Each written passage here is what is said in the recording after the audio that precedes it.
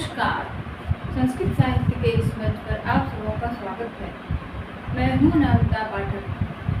पिछले वीडियो में हमने देखा था कि इंग्लिश से संस्कृत के ट्रांसलेशन के क्रम में इंग्लिश में कितने अल्फ़ाबेट होते हैं और संस्कृत में कितने अल्फ़ाबेट होते हैं। संस्कृत में अल्फ़ाबेट को जानने के लिए हमें प्रत्याहार की आवश्यकता होती है और इस प्रत्याहार के वर्ण जो है सो भगवान शंकर के डमरू से उत्पन्न हुए थे, जो इस प्रकार है।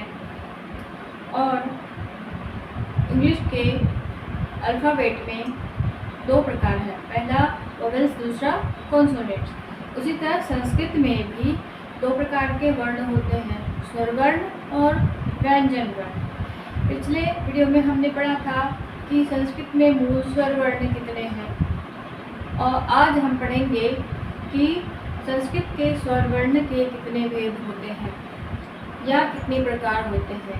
इंग्लिश में वोवेल्स के प्रकार नहीं होते, संस्कृत में होते हैं। जैसा कि हम यहाँ देखेंगे कि पहला है शॉर्ट वोवेल्स, ह्रस्व स्वर वर्ण, दूसरा लॉन्ग वोवेल्स, दीर्घ स्वर वर्ण, तीसरा प्रोटेक्टेड वोवेल्स या प्लुत स्वर वर्ण। तो ह्रस्व स्वर वर्ण या शॉर्ट वोवेल्स में एक मात्रा लगाई जाती है, जैसे ए, औ पढ़ते हैं, औ में एक मात्रा है। उसी तरह सभी में एक मात्रा है, आई, ह्रस्व ई, यू, ह्रस्व उ, री, आर, री और एल के नीचे बिंदी लगा के इसको लड़ी पढ़ते हैं। ये क्लासिकल संस्कृत का लड़ी है, एल है। दूसरा लॉन्ग वोवेल्स या दीर्घ स्वर वर्ण, इसमें इसके वर्ण में दो मात्रा लगाई जाती है, इसके स्वर वर्ण में दो मात्राएं लगाई जाती हैं। अब दो मात्रा कैसे लगाए जाते हैं इंग्लिश में, इंग्लिश के अल्फ़ाबेट में? तो ए के ऊपर एक तीर का निशान लगा दो तो इसको आ पढ़ा जाता है। जैसे ब्राह्मण, ब्रा में ए जो है सो ऊपर तीर का निशान वाला आ गया तो ब्रा पढ़ा गया, आ की मात्रा लग गई तो ब्राह्मण हो गया। उसी तरह आई, आई में तीर का निशान लगा दे तो बड़ी ई हो जाती है ये। जैसे पार्वती, अब पार्वती में जैसे यहाँ देखो ए में तीर का निशान लगा दिया तो पा, दीर्घ ई हो, दीर्घ आ हो गया। और इसी तरह टी आई में आई का ऊपर तीर का निशान लगा दिया गया है तो को बड़ी ई हो गई है, पार्वती। उसी तरह यू में एक छोटा सा ऊपर लंबा तीर लगा देते हैं तो बड़ा ऊ पढ़ा जाता है ये। जैसे रघुनाथ में GHU में दीर्घ ऊ को लगाने के लिए यू को ऊपर तीर निशान लगा देते, ऊपर एक छोटा सा निशान लगा दिए तो ये बड़ा ऊ पढ़ा जाता है, रघुनाथ। ये क्लासिकल संस्कृत का जो है, तो अगर रोमन लिपि में हम क्लासिकल संस्कृत को लिखें तो ऐसे ही लिखा जाता है।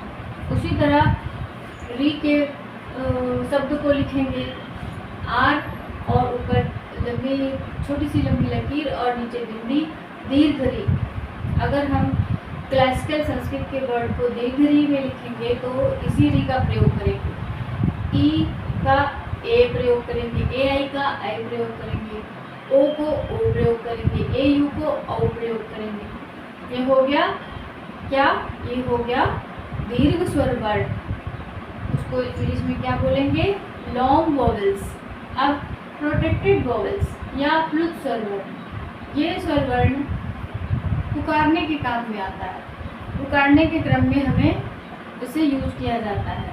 इसमें तीन मात्राएं लगाई जाती हैं वर्ण में। जैसे आ में तीन मात्रा लगा दिए, आ में तीन मात्रा, ए को तीन मात्रा लगाए, ए को तीन लगाए तो ये आ पढ़ा जाता है तो इसमें तीन मात्रा लगाए। आई में तीन मात्रा लगा दिए, यू में तीन मात्रा लगा कर उच्चारण किया जाता है। दीर्घ री में तीन मात्रा लगा दिए, री में तीन मात्रा लगा के उच्चारण किया जाता है, ई में तीन मात्रा लगाए। इसी तरह ये सब तीन मात्रा लगा के इन वर्णों का उच्चारण किया जाता है। तो क्लासिकल संस्कृत में प्रोटेक्टेड वोवेल्स की कोई आवश्यकता नहीं है, इसको ट्रांसलेशन के क्रम में नहीं देखा जाता है। तो अब आज बस इतना ही। आज हमने क्या जाना कि काइंड्स ऑफ वॉवेल्स कितने हैं? 3 तरह के हैं। शॉर्ट वॉवेल्स ह्रस्व स्वर वर्ण, लॉन्ग वॉवेल्स दीर्घ स्वर वर्ण, और तीसरा है प्रोटेक्टेड वॉवेल्स प्लुत स्वर वर्ण। वीडियो अच्छी लगे तो लाइक करें, सब्सक्राइब करें और बेल आइकन को ज़रूर दबाएं, जिससे कि आगे आने वाली वीडियो का नोटिफिकेशन आपको सबसे पहले मिल सके।